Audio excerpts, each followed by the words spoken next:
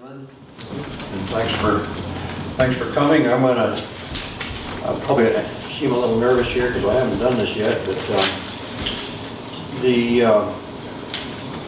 dropped the paper. You dropped the paper already. oh, all right. That's probably the one you want first. That's the last one. That's the last one. There you go. So,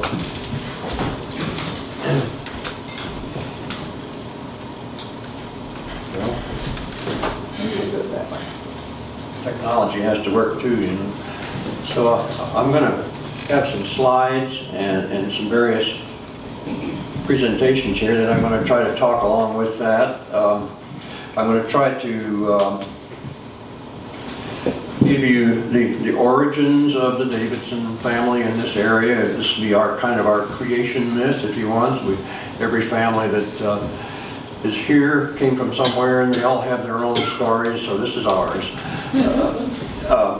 Then I'll go on and give a description of the barn and some stories, and then talk about some plans that we have for preserving the barn. So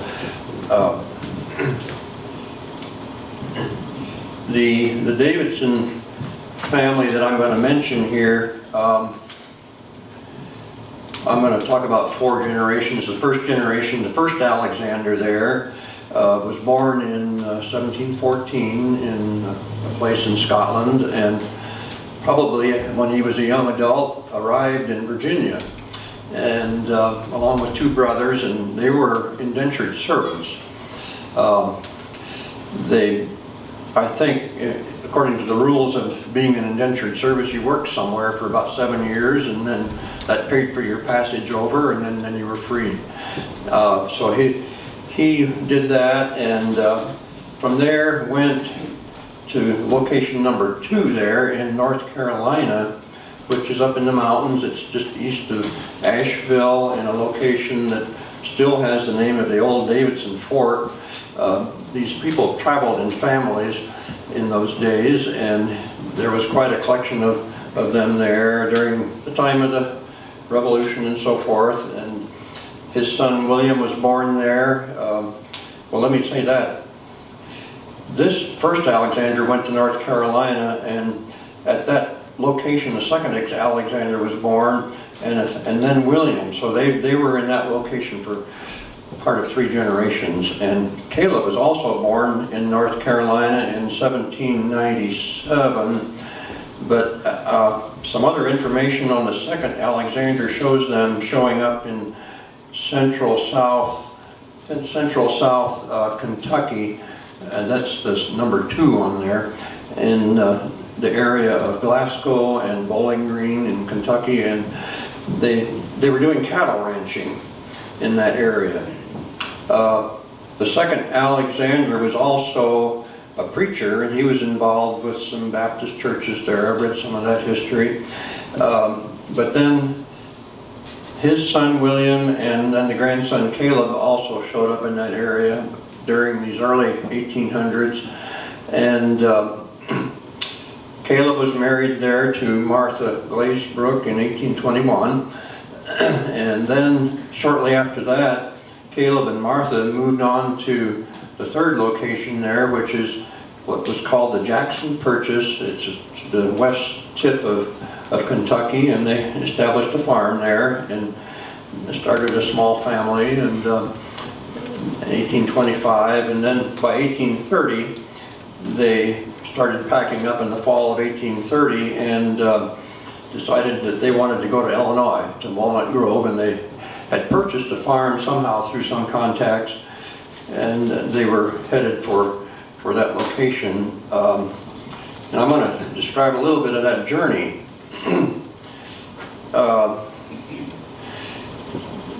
And also, just to put this in context, 1830 was the year that Tom and Sarah Lincoln also moved to Macon County.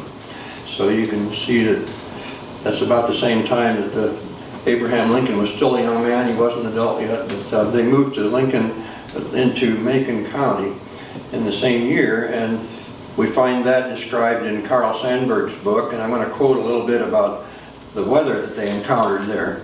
It says here, Then in December, a blizzard filled the sky and piled snow 2.5 feet on the ground.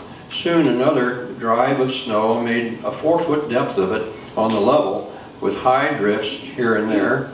Rain followed, froze, and more snow covered the icy crust.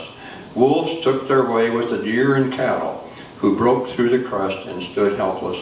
So that was Carl Sandburg's description of the winter of 1830-31, winter of the Great Snow. The Davidsons were stopped first for 4 weeks at a place south of Springfield along the Ninian Edwards Trace called McCoupin Point, then at Springfield for another 6 weeks.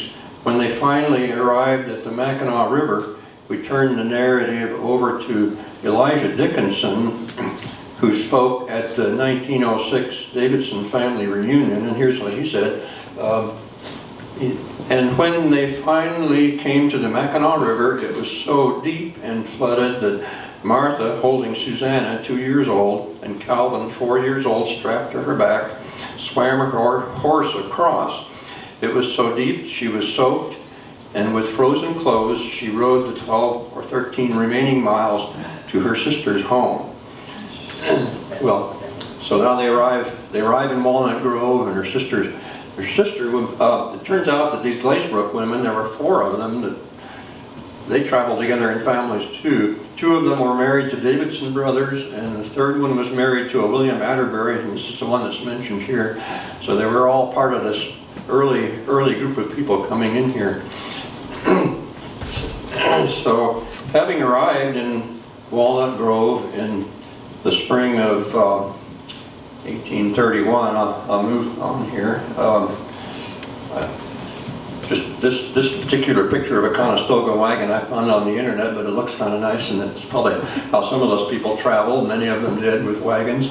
The description of the Davidson wagon was that it needed 4 horses, so it probably wasn't quite this big, but it's probably how they traveled.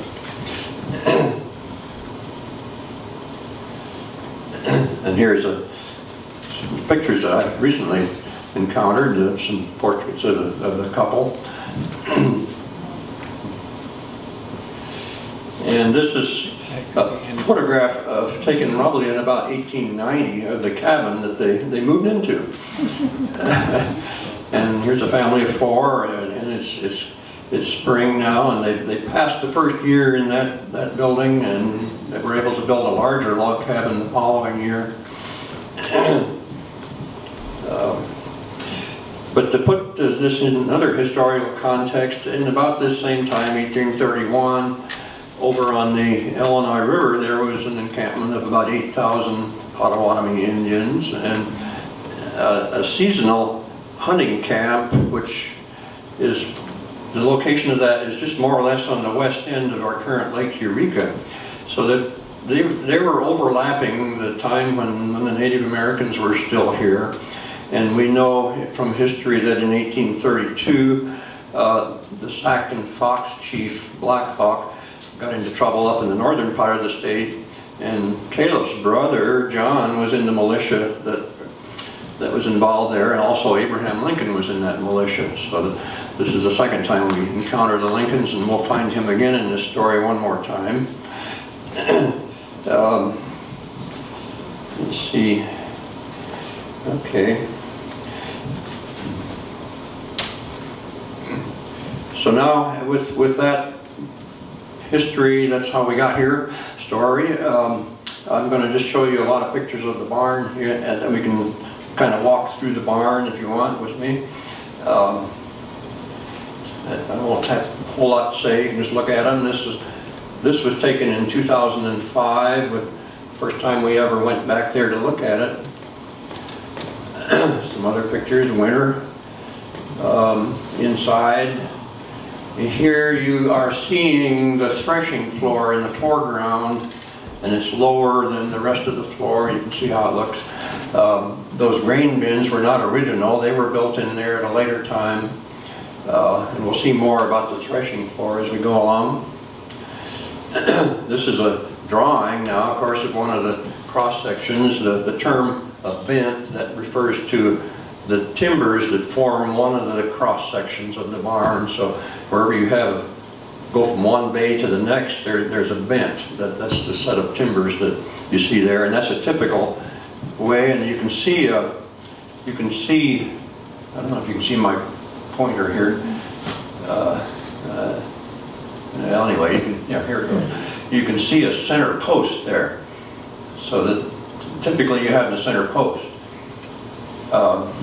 This one is the bent that goes down the middle of the threshing floor, and there's no central post, and it has some extra braces so that it's sort of like a truss, so that it supports itself, and that gives an open space over the threshing floor. And I believe they just drove a team of horses dragging some things, and that would be the way that they knocked the chaff off of the wheat, so that they needed that space. Another view, a little bit higher up, showing the loft. And looking back the other direction now, you see, this was taken when we first went in there, and the roof was beginning to fail, so we got plenty of light coming in. Later on, we didn't have so much light for pictures. Another picture, another shot here. Looking off toward the west, the original barn, when it was built, was 56 feet square. From these double columns on to the back, that's an addition, another 30 feet that was added on in years later. So that gives you a picture of that. We're down in the lower level here. This is the structure underneath the threshing floor. It's quite strong. Some of these timbers are tool. It was actually used to make the shingles on this barn, and this is a wooden model of it. I'll show you some tools when we get done here. But this is a replica.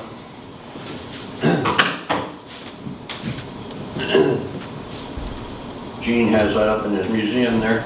And this instrument, we found that up in the loft there, just sitting there. And I put it up on the stage. It's a saw jack. It's a thing for manipulating a crosscut saw, so that you're pushing up and down on the handle with all your weight instead of just with one hand. It gives you a little more thrust, and we're sawing logs to make shingles now. We're going to saw up a bunch of sections and split them with the froe. This is probably the hammer that hit the froe to split the shingle. We found that on the premises there, and that's over on the table here. That's 14 pounds of oak and iron there. This is the hay trolley. This particular one has a patent date that's in the early 1900s. There was another one on the premises with a 1880 something patent date that was probably the predecessor. I managed to get that at the auction, so it's still available.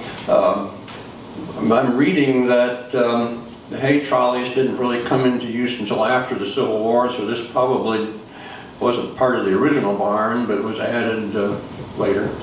And then, what is a hay trolley?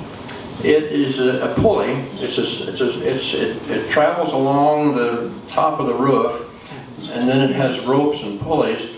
And you have a fork at the bottom that grabs a pile of hay, and then you have a horse that pulls on the rope and it raises it up, and or a man or somebody pulls it, and then they can pull it up. You drive the wagon probably into that threshing floor area and raise the hay up, and then move it down into another one of the bays and then drop it. So that's what it's for. And in fact, later we're going to hear the story from one of the people who actually lived there in the 1930s about how they did that. So we've managed to get an interview with Lorraine Hinshaw. This is you'll see that again in a minute, but these spindles here are part of a feeding manger that we believe was next to the bay where the draft horses were kept. So this was where they pushed the feed through, and most of the spindles are gone now, but that's what it was for. And here we are again. This is in these two items are both in the addition of the barn. It was added after the original barn. And you'll see this very last bay, before you get to the wall, is only about 8 feet wide. And people were asking the question when we started in there, why would you go to the expense of adding one more bent, all these timbers, and only gain another 8 feet in length? Well, how many of you can see a metal tie rod that goes across the top of there? And the purpose for that final bay was it was a grain bin. And that was all boarded over, that was all enclosed and sealed up, and that's where they put wheat and stored it for the market. And the story is that in 1850, they loaded up wagons with the wheat from this, probably from this bin. They loaded up wagons in the fall, in October, and headed for Chicago. Well, in 1850, that's before the railroads were here, so that was the only way to get to Chicago. So they went to Chicago, and they were able to sell the wheat at a good Chicago price of 37 cents a bushel in those days. And, well, you get up there in winter like that, you can't just turn around and come back because the roads are impassable. They came back in March with the wagons loaded with lumber and all the parts to build a house. And here we have a picture of that house. It was taken in 1868. This is a family reunion. And it was one of the early frame houses in this area because that was before the railroads could bring in the lumber. Is that the one at the lake? It's no longer standing. This whole homestead is just northeast of town. It's just northeast of Eureka. It's not real visible from the road, but the house is no longer standing. It was there until the 1980s, more or less. Just looking at some of the pictures of the people here, I can point out the gentleman sitting here. His name is William Davidson. He was in the Civil War. He and one of his brothers they were both in the Civil War. They both came back and as captains, and he's the one that took over the farm after the parents passed on. And he farmed there and had herd of cattle also until 1890, and this is the bill of sale. He went out of farming as an active farmer. He kept the farm, but he went out of active farming in 1890, and you can see all the tools and the livestock and everything that was on the sale there. And this bill of sale is quite interesting. It was printed on cloth. It's cotton cloth. That's probably why it survived. My question is, what's a Galloway cow? It's well, it's a breed. It's a breed. It's a cow, but what kind? Well, I understand it came from Scotland. Is that Is it a hairy one? A lot of hair? That I don't know. We'll look it up. It's a horn. It doesn't have horns. I looked it up and found that out about it. They don't have horns. That's about all I know. So there's the bill of sale. Now this one, I'm going to, pardon me a minute, I'm going to have to change programs, but he sold the farm in 1890 and had tenants farming for him, and he lived to be in his 90s, passed away in the early 1930s, and in 1930 he gave the farm to Eureka College, and we all knew of that as a college farm for many years, so the college had it, and they had tenants out there, and one of the first families, I'm going to bring up a video here. Let's see if I can do that. I'm going to try to hit the button here. Let's see. Okay. Now you might know this lady. Sorry. About being in the barn and what you did there and that sort of thing. Well, I remember one day they was putting up hay and they needed somebody to drive the team to the pull the hay. Put your up mic the up to barn. the speaker. Dad says you can do it, so I got the job of doing that. she says that she drove the team of horses to pull the hay up into the lawn. We were talking about the hay trolley, so she was involved with that.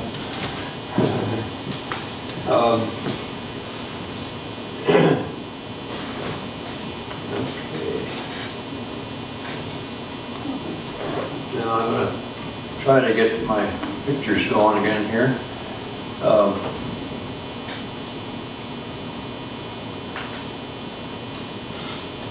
Current slide. So during that time that she was there, the 1930s and on into 1940, she was married there in the parlor of the house. They were the first family, the Rubles, her family name was Rubel. They were the first tenants in the college years, and there were about 4 or 5 tenants. I know that Janet Eastman Boehner lived there when she was growing up, and her Dick Eastman and William Bill Eastman, their parents farmed there for a while. The Carnegies were the last tenants when the college finally sold the farm in about 1958 to a Heitzman family who was there for 50 years, more or less, until recently. And then the farm at that point was taken over by the tenant, the Underwood family, the family that had farmed it for many years, and they were able to take it then and continue farming it. So that's where it is today, and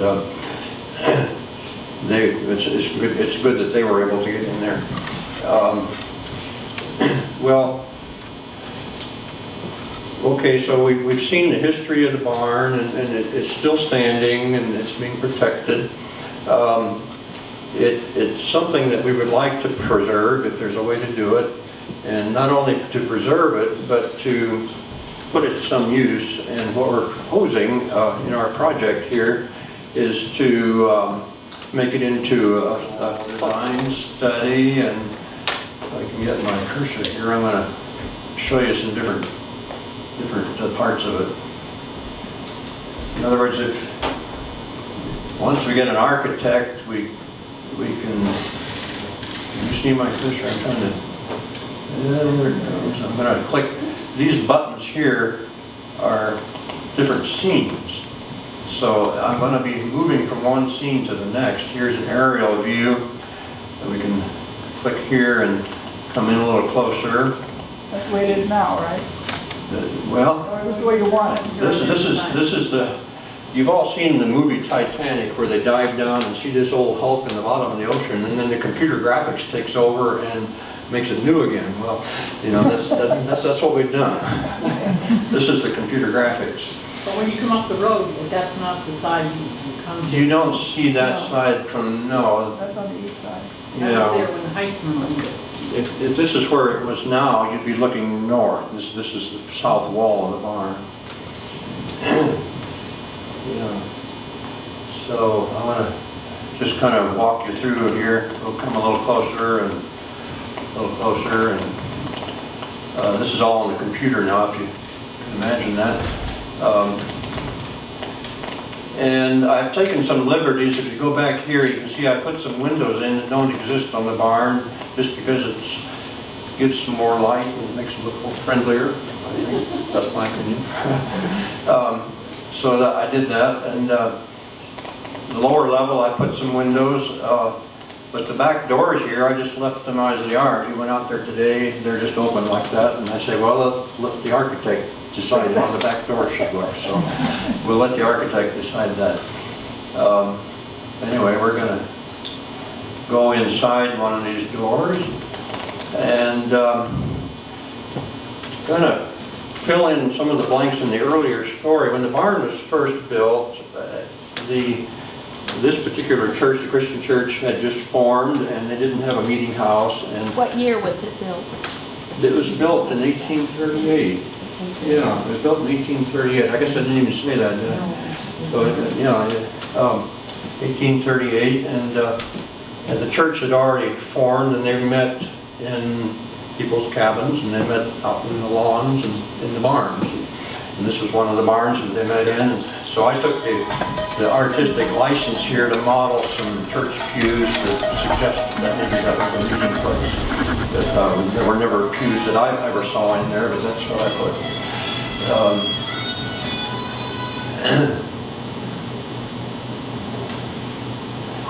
Okay, we'll go on inside here. If I can find my cursor. Go on inside here now. These are just some different views looking around inside. How it might look if it was restored. So you can see that the threshing floor is lower than the main floor.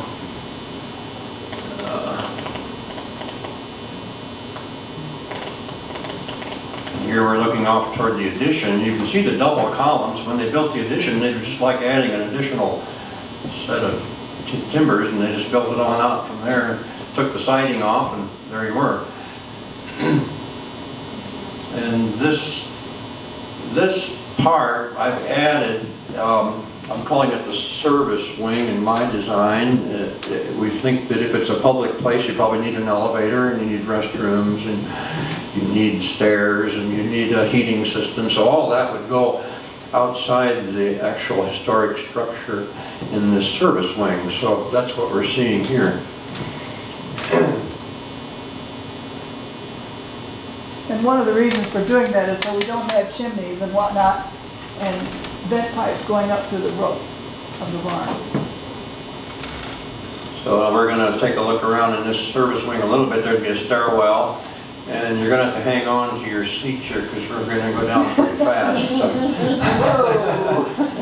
I couldn't figure that out, but so now we're down on the first level, and you can see in. Currently, the lower level is got a pretty low ceiling. You saw the earlier photos, but to make it into a usable, functional public building, I raised it up and gave it some more space. And Yeah, but you removed the. I took out the manure, you know. Yeah. Take a little more. Took that helped. Self-fertilizer. We can bag that up and sell it to raise money. Yeah. It's worth something. 100-year-old. Okay. Well, we took a sample over to the Ag Lab in Peoria, as a matter of fact, and I have the analysis on it, so it's good for your garden. Maybe make some money out of it. Yeah, we'll bag it, yeah. So the procedures. So we're just gonna walk around the lower level here a little bit, and I put some stub walls here. They're just there to show what you could do. You could box in a place and make that an office. You could make that the Historical Society location if you wanted to, and just to suggest different ways that we could split this up. Keep going here. Now you're seeing back out another entrance that we put in. And I'm just going to kind of walk around in here with you.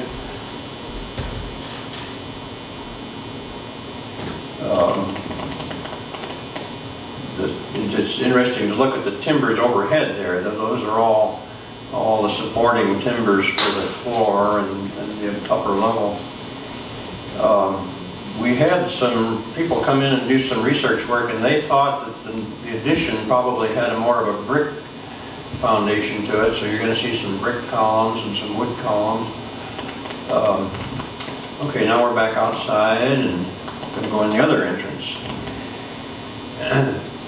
Get a little closer here. And there you're looking straight through, you're seeing the service wing, you see the elevator. I'll turn a little bit now. That earlier photo where I showed you the feeding manger, I've gone ahead and reconstructed that in the computer model, and that's how it would look. That's how it did look. It went the full width of the structure, and there's a little doorway at the end for the animals and the people to go in and out. So let's go in there. This is the end here. Now we're still in the addition. You can see the double columns, and this would have been the bay where the horses, the draft horses were kept.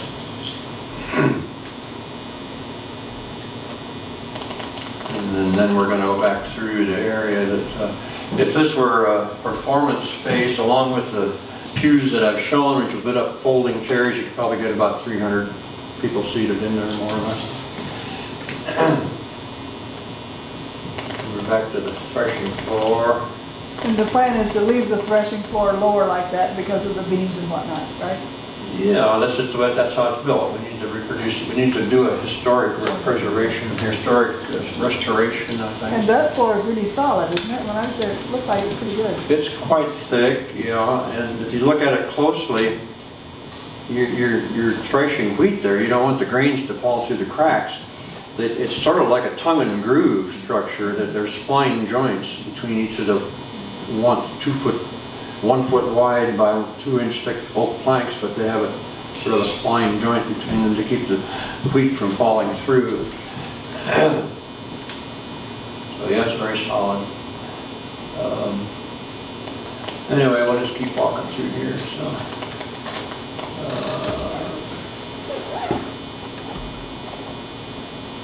let's see.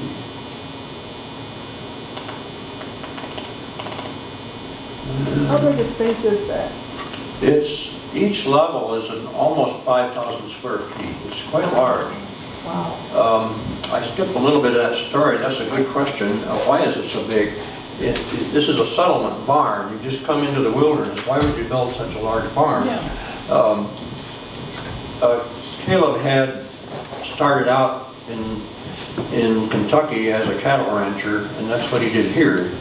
He had resources because he bought and sold farms as he went, and when he got here he was able to buy in the mid-1830s about 840 acres total from the existing farm on north up and through that township.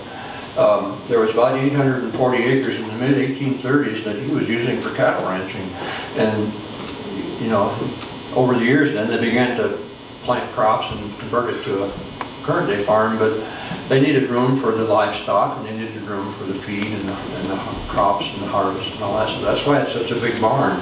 That's a big threshing floor. It's a huge, it's 2 bays wide. The threshing floor is 2 bays wide, you know.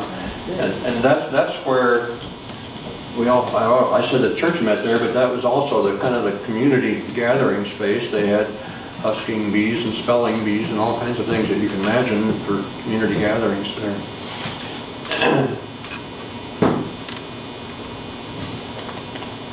Well, I'm going to get you on around here. Let's see. I took the artistic license to put a ramp there. If we want to make it handicapped accessible, we need a ramp somewhere. You can kind of see the ramp. Let me get this on over here. Let's see. Skip one of these. Anyway, we're going to go back out and keep going here. I want to skip some of these.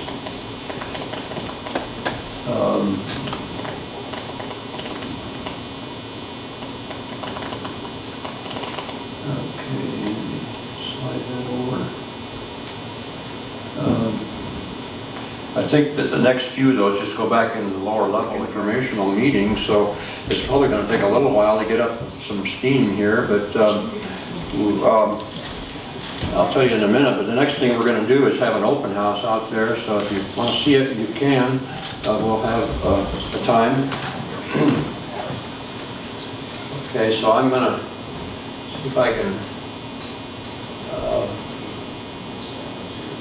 get another program here. Let's see, where are we here? I'm trying to get back to my slideshow.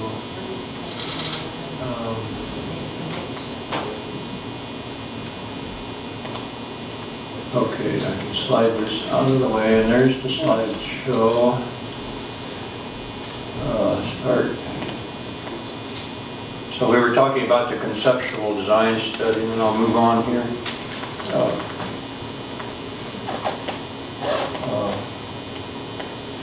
So in other words, I had the question of timeline. We don't have a timeline, but we have a rough idea of what we need to do, and that involves getting people involved.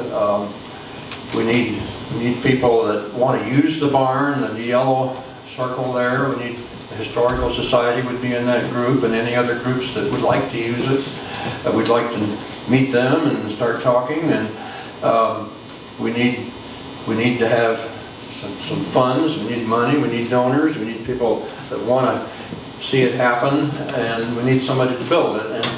And that doesn't have to be the paid architects and the paid engineers. It can be some of us. We might even work this out so that there's kind of a community barn raising. Once we get it restored, we could put it up in an old-fashioned way. So there's all kinds of things we could do once we get these people together and start talking about it. But in order to do that, we need the people that want to use it. We need people that want to help pay for it. And we need the people that'll build it. So People will take it down first. well, we need to even start there. Yeah, that's the first step. The donor part, the 501c3, you've already applied for We've it. applied for tax exempt status. We don't have it yet. I'm kind of hoping to see that in the next month. After that, I'll start getting nervous. But, that's the next step. We haven't taken any money in yet. But once we have that, anybody that donates money could put it up, write it off their taxes. We have had some offers though, which is nice. Well, yeah, we're just not quite ready. Yeah, so that's roughly what we intend to do. What next? Well, we need the input from the community. That's who's going to decide what we do here, what they want to use it for, and where to put it, and so on. And once we get to that point, we'll try to raise a little seed money and get us an architect and do some design work. And through that process, we'll get an idea of what it's going to cost us in the end run, in the end. And then once we have plans, we can continue raising money. And once we have enough money, then we'll build it. So that's pretty simple. It just needs to be done. So we're putting out the word now, and this is what we'd like to do. But you need a place to put it too. Well, we need a place, and it just seems to me that once you get these people talking about it, the place will present itself. I think. I don't know. We could find a place out by the lake, for example. There must be some places out there. I don't know, but that's not something we're putting a lot of effort into at this point. We need to get the people involved. There isn't any chance that you can leave it on the same property? No. Yeah, it's unfortunate we can't leave it. That would preserve the historic connection with the land. You're right. That would be ideal. That would be nice. But we can. But you can kind of duplicate that. It was built close to the Walnut Creek because the early settlers needed water. We could find another place close to Walnut Creek. We could try to duplicate the conditions there. You can move it down on the Shanklin property, that would be nice, wouldn't it? Well, who knows? Anybody have a large backyard? But anyway, June 14th, keep that in mind if you'd like to see it. We're going to meet here. That's a Saturday in June. I've got some posters. You're welcome to take a poster or flyer with you. Meet here, and I'll make some introductory remarks. You folks have all heard the story, but if we get people coming in that want to see it, I want to kind of reiterate some of these remarks, and then we'll go out, carpool out there. It is in private property, so we'll try to take as few cars as we can. We may end up with a van to help us transport out there. I don't know. So at this point, June 14th, 1 o'clock, Saturday, 1 o'clock in the afternoon. You can take a poster. If you'd like to see it, please come along. I guarantee you that once you see it, you'll want to do it. We'll be able to walk through it and see the upper and lower level. Is it still structurally sound? It's Yes. structurally sound. The process for restoring it involves dismantling. In other words, taking the roof off and the sides and taking out all the pins and just piece by piece removing it. And some of those pieces, some of the timbers are in good shape. Most of them are, but there are some that have been rotted, and they would be either repaired or replaced with new wood. So there'd be a certain percentage of new wood in the restored barn, but not a predominant. When was the last time there was much of Well, you heard Lorraine Hinshaw, that was back in the early 1940s and 1930s. It was used for livestock on through the time of the Heitzmans. They had the cow herds and they used it for that. The more recent farming practices out there at that farm did not have livestock, so that's when it fell into disuse. It just became a storage place, and the Underwoods were gracious enough to clean it out at a certain point, and when we started looking at it, they cleaned it out. And, that's Ron there, and Kurt, and me, I'm in that picture. But this was about the first time we were able to go look at it after the Heitzmans were gone. Is it, what you're showing there, the lower level where they had the animals? It is, yeah. Is that hay storage there then? Well, they, at some point, somebody cut a hole in the floor to throw straw down. Okay, so that's... From the upper level. The upper level is... That was where the straw and the hay Okay. and the grain would be up in the upper level. But there are places where there's holes through the floor for throwing stuff down like that. Yeah, we will certainly see I can't those. imagine them just turning the stock loose down there though. Well, if you are interested, you saw that clip of the Lorraine Hinshaw interview. That's just a short clip. She talked for, what, 20 minutes or so? And that's on our website. If you go to our website, you'll find the complete Lorraine Hinshaw video interview. And she talks about the animals. She said, well, first you put the horses in, you got the horses in, and then you put the cows in. And she had to do that, I guess, daily, so she knew. And she talks about that. Go to the website and see if you can find that. That makes a nice, interesting story. So that's essentially the end of my prepared remarks, and I'll be happy to continue. I brought some tools here that this was found on the premises, and this is a wooden replica of the fro that's up in Gene's Museum, and that was a Davidson that was used to make the shingles on the barn. And up here on the stage, I brought this saw jack device that we found up in the loft and made a plywood blade for it, so you can come up and see how that works. It makes a interesting. I've never seen one like. Has anybody ever seen one of those? I'd like to find some reference to it in some book, and I never have. But it's a very effective way of sawing, because you're pushing up and down with your whole weight instead of just one hand on the saw. We'll turn the light on up there and give it a try. I guess just one more, just so you see it. I'm trying to click here. This is our website. This is what it looks like. I'm going to hit the home page, and that's what you see, and there's a description on there. And as you go down about the barn, we've got some history. It doesn't show the whole thing, but there's where you're going to find the history. If you're interested. And one of the things that's on there that's listed that you can look at is this book. A few years ago we had a company that specializes in what they call cultural resource management. It's a big name, but what they do, they go out and research old buildings, mainly for the purpose of putting them on the National Historic Register.